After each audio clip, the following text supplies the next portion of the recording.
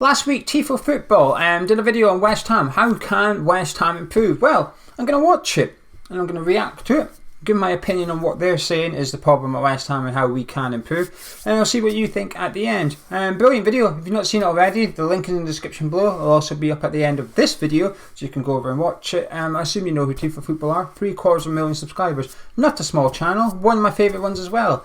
We copy it a little bit when we do our Hammers Chat Insights. When me and Charlie do our stats videos. We copy Tifo. Well, we try. Since 2010, when David Gold and David Sullivan began their takeover of the club, West Ham have spent a lot of money on a lot of players, but with limited results on their outlay and little sense of overall direction. Little sense of overall direction. That's a good phrase. I like that one. But that's a good start. It's a good summary, and it now gets broken down throughout the video, and we're going to talk about the breakdowns rather than their summary. So let's have a little look and see what's up first. Since the 2010-11 window, West Ham have only made a transfer profit once, in 2017-18, when Andre Ayew, Diafra Sakho and others were sold. On your screen now, it's a good place to start, which is how much money we've spent. We're taking a look at 2017-18 season, because that's the only season we've made a profit in terms of transfer dealings. £11 million profit when Andre Ayew was the main one that left for £20 million to Swansea. And the net spend is something they've highlighted on the right. Now, I actually don't like to go on about the net spend too much, believe it or not. I only like to refer to it when they is the club, whether it's Karen or Sullivan or Gold, when they come out and say, oh, we've spent this much, we've spent that much. I like to sort of double check it, if you like, because I just don't trust them enough, in all honesty. And sometimes it doesn't really add up. But I think West Ham needs to be aiming for more profitable seasons. Now, that won't be too popular because a lot of people use net spend as a correlation to success, and it can be, and usually is. If you do look at the teams at the bottom, their net spend can be quite low or similar. But if you're making a profit in this window, what that means is 2 or 3 seasons ago, you've had a successful recruitment. You've bought players in, they've developed over 2 or 3 seasons, and you've sold them at a profit. That has to be the aim of every football club. More now than ever, given what's going on in the world, we need to be making money on players. How many, if you were to think right now, if I was to ask you right now, write down players in the West Ham squad we can make a profit on, there's not that many. The obvious ones are Diop and Rice. After that, you're going to start to waver a little bit. You'd put Antonio would be in there as well, Balbuena, but there's not loads. And you should be able to rattle off 10 just like this. 10 names, that's got to be the plan. We've got to start recruiting clever so that we can sell players, make profit and reinvest it and go again. That has to be the long-term strategy at West Ham. And when you're looking at this on your screen now, it's not been a long-term strategy. We've done it one window and we've flirted with relegation off the back of it. Just for confirmation, if you like, this season it says that we've spent nearly 100 million. That's obviously Alia Fernandez, and it also includes Jared Bowen and Tomas Soucek as well. That's why the figure seems a bit higher than what we spent last summer. Now, much of the issue comes from David Sullivan and his son, David Sullivan Jr., who appear to involve themselves in transfers, from scouting and meeting agents to negotiating. With little in the way of football expertise, support has to come from within the club to enhance their efforts. That makes sense, and there's no shame in David Sullivan having little in the way of football expertise, as Tifo put it. There's no shame in that, but what they're saying is correct. You then have to employ people that do have football and expertise, that work below you in a structure. It's almost, you need to create a culture, an environment where failure is not an option, and actually what we've created is almost like success isn't a viable option because we've got the wrong people in the right places, if that makes sense. Maybe. Not sure. Let's have a look and see what else they've got. West Ham sought to address these issues in June 2018 when Mario Husillos was appointed as West Ham's director of football at the request of Manuel Pellegrini, with whom he'd worked at Malaga. It was a bizarre setup where Pellegrini effectively lobbied for and helped appoint his own boss. Right, this annoyed me. When Husillos come in, I remember doing videos about it or discussing with Gonzo. I had concerns as to why our manager was appointing the director of football. It's just backwards. It doesn't happen. It's not normal. I hate using the word normal because what is normal in life, okay? Who's right to say what is normal? But when it comes to a manager recruiting the director of football, That's not normal, okay? It has to be the other way around. One of them need to be in charge. And we've now got... Huselos was put into a position where he could not win. He effectively had two bosses, David Sullivan and Manuel Pellegrini. That's not right. We need a system in place where Pellegrini, director of football, and David Sullivan says to the man in the middle, here's your money, this is how much money you've got, go work with your manager and come up with something. But instead we actually had our manager probably turn around to Pellegrini, Huselos, and saying, this is what I need this much money. But on the other hand, he's got his other boss saying, well, you're not getting that, you're getting this. It just did not make sense. Huselos was never going to succeed in this role. We'll get on to his ability in a minute, because Tifo touched on something that I did not know about. But this setup, it was just bizarre, and I hope we never see it again, because it was never, it just could not work. We were always going to encounter a problem, and I always wondered what was going to happen when one of them left the club, because they're mates. So Huselos almost has to have a say in sacking Pellegrini for poor performance. That was never going to happen. And Pellegrini shouldn't have a say in sacking Huselos, and he was never going to, but he probably could, because Pellegrini was his manager in a way. Bonkers. At the time of his West Ham appointment, Huselos was widely credited online for signing and developing players like Isco, Nacho Monreal, and Jeremy Toulalan. Except that he didn't. Huselos might have helped develop those players, but they were signed under Malaga's previous sporting director, Antonio Fernandez. Okay, this is interesting. I did not know this. I will be honest.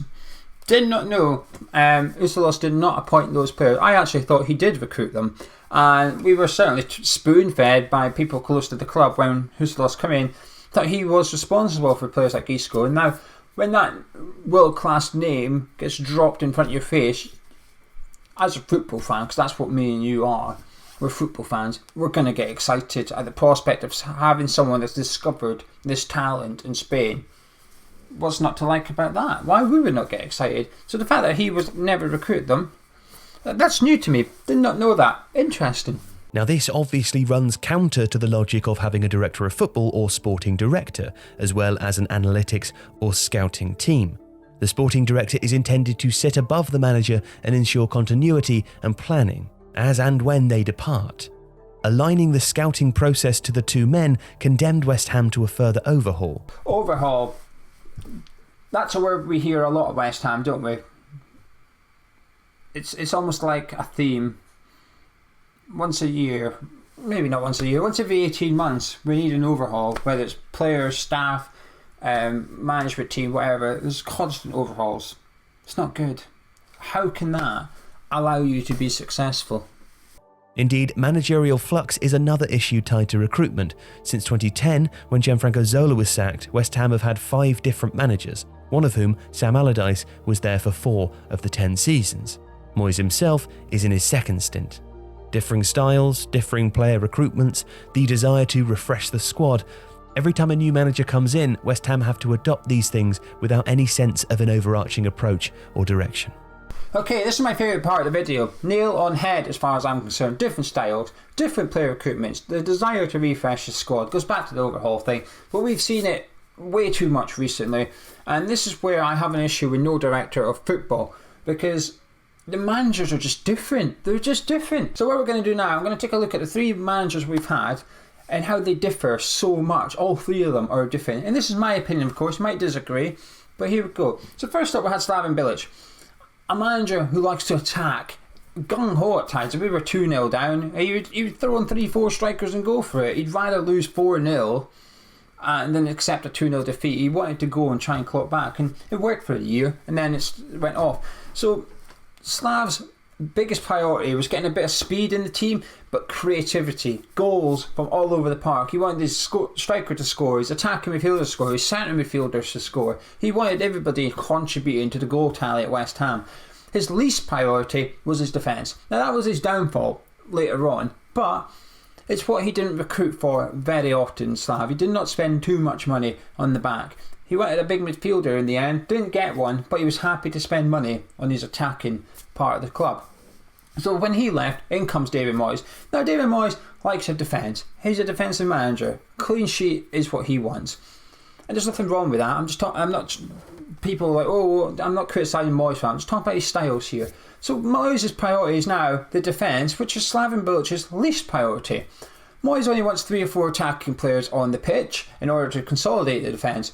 So that means when those attacking players, the main man up front's got to be able to hold the ball up. Not a target man, he's got to be able to move. Someone like Rondon would have been ideal for Moyes. So that's why Arnautovic fitted so well. He had the power, but he had a bit of the speed, and he was clinical. Because when you're only committing 3 players forward, you need 2 or 3 in your team to score the majority of the goals. And that's what we had under David Moyes. But he can't work with Bilic's squad. It's too attacking. There's not enough players in there for Moyes. He needs pace. That's why Antonio probably really suited Moyes. That's why Lanzini done, because they can get the ball, they can go direct, they can hold on to it and get the ball from bottom third into the final third pretty quick. So when he left, in comes Pellegrini, a possession-based manager, someone who likes his technical players. Hence why we spent a lot of money on Pablo Fernandez, someone that can pass the ball. It's probably why he signed Jack Wilshere, because we know he can get, when he's fit, he's arguably our best player in terms of technique with the ball at his feet. So what's Pellegrini's least priority? It's probably pace. That's why he probably didn't like Antonio very much. Not his speed, but just because his lack of technique. While he goes past 1 player, 2 player, the fans get excited. Pellegrini probably looks behind his eyes thinking, please just get a decent crossing or something, because he didn't have faith in his technical side. So Pellegrini's different to Moyes, who's different to Bilic. Pellegrini's different to Bilic. And then we get Moyes back. And it's just mental, really, isn't it, when you think about it? We need a manager that can work with the squad we've already got. A manager that can come in and if you say to him, how many changes do you want to make? What do you want to do? He probably says, well, I'll buy 2 players in the summer because what you've got there I can work with. We've never had that with any of our last few managers. And even before Bilic, with Sam Allardyce, I mean, Slav and Sam couldn't be a bigger contrast, could they? It's crazy. This is why you're a director of football, someone who goes and gets the next manager very similar to the one you've just had. Right? Continuity can be assured by giving the director of football oversight of managerial appointments and decision-making power over player signings. Pretty straightforward, isn't it? Sounds easy, is it? But looks easy. Sounds good too. Centre forward Sebastian Haller is a good example. A fine player who excelled for Eintracht Frankfurt has stuttered at West Ham because the team's system doesn't suit him. And here's the problem. The team system doesn't suit him. Or does he not suit the team system? It's 2 slightly different things. But as a manager, you have to make him work. Now, this is aimed at Pellegrini here, regardless of whether Sebastian Haller was the number 1 choice for him. And we could suggest that perhaps we should have bought a player that suits Pellegrini's style a bit more. Okay, we can get into that. But regardless, when we sign someone for 45 million, bearing in mind we're West Ham, we don't do this very often. He's our record transfer signing for a reason. We cannot afford to make mistakes at 45 million. We can't even afford to make mistakes with players that cost 14 million, never mind 45 million. So Pellegrini's job now is to get the best out of Sebastian Haller, because if he does, we will see a 45 million pounds player. But we never ever saw that. We might have saw him 2 or 3 times this season. One of them was under David Moyes. But Pellegrini, last summer, Pellegrini should have picked up his little notepad, blank, should have took his pen, and literally just done this. There you go, done. Haller at one side of the pitch, Fabianski at the other. That's his starting point. The next question is, how do you get the best out of the big man up front? The 45 million, the record signing, how do you get the best out of him? The worst thing is the answer was out there. It was literally the season before at Frankfurt. You don't even have to go far. Now, Pellegrini did have scouts. Pellegrini had his son there, he had Husos' son there, and another, the Italian there, and another couple. So 5 extra scouts. We've just seen it in the video earlier. The question should have been, how did Haller play so well at Frankfurt? Now, we know this, me and you know this, because, well, we've had a look. We've even watched Frankfurt last season. And the answer was Rebic and Jovic alongside Haller with Kostic on the left. If he replicated that at West Ham, and he should, because that's what you do with your big players like that, you build your team around them, get the best out of them. David Moyes done it with Marko Arnautovic. He put Marko Arnautovic in and thought, how do I get the best out of him? And we saw the best in Marko. Slav done it with Dimitri Payet. He put Dimitri Payet in.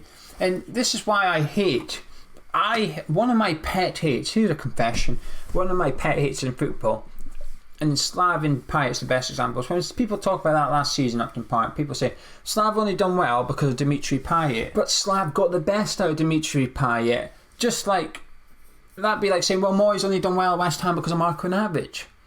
Well, he did. But Moyes got the best out of Marko Navic. That is part of the manager's job. If anything, that's the main job for the manager, to get the best out of your best players. And if you do that, you're going to do all right.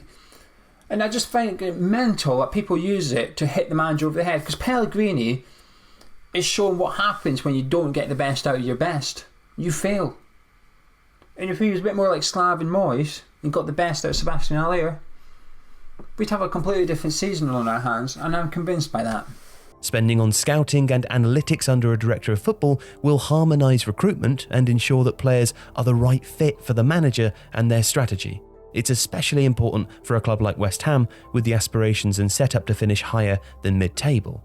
You can't disagree with that. I actually thought when they said it's more important for a club like West Ham, and they said aspiration going higher, I thought they were way to say of a club who can't afford to spend and waste this much money, because it's coming back to bite us in the arse. Because this summer we were going to be skint. Before all this stuff's happening in the world, we weren't going to have much, and it's a repercussion of poor spending for the previous few seasons. It's now coming back to haunt us a little bit. Had our recruitment and player performance been a little bit wiser, after 10 years of ownership, you'd expect to be in a good position. You'd expect to be not flush with cash, but your players at your club should be worth a lot. Look at Leicester City. If they need to raise 50 million, they've probably got 5 or 6 players they can sell. They look at Pereira, he's worth over 30 million. And Didi, Maddison, they're looking at those players, they're worth tens of millions. You look at ours, and the value of each club in terms of individual players is just worlds apart. There's a reason we're wondering if Rice, Anderson or Diop's going to go, or which one of the three, because that's the only three you can command a sizable fee for. That's not good enough for West Ham. West Ham are a team set to do well, but a lack of planning and a sense of direction are holding them back. And really, it's simple to address. Now that's a fantastic summary. It's simple to address. I think it is. It comes down to 2 or 3 key areas of this squad. And I'm not even talking about the manager, I'm not talking about the players anymore. That's gone. That's a consequence of what else happens off the pitch. And you've got to get that right before you can even look at the rest of it. And we're lacking a director of football. We are lacking one of those. Now, even if we don't have a director of football, if David Sullivan fancies himself for that role, so be it. But he's got to change his mentality. He's got to sort the recruitment side, the player scouting side. That's got to be sorted. But I think that must be easy to do. And here's a really strange some comparison I'm going to end this video on. If you were, let's use Gonzo as a plumber. If you're a plumber and you lose your job and you get another one a month later, in that month, what are you going to do? You're going to be looking for work, doing stuff around the house. You might have kids, whatever. But you don't sit at a toilet every day, because you already know how to change a toilet, so you don't need to train or anything like that. As a player, as a scout in football, you're always going to know. If you lose your job at a club, you're not going to sit for the next month and do nothing, are you? You're going to still watch football, so that when you get your next job interview, that you can go in with a list of players that you've been watching regularly and you're ready to go.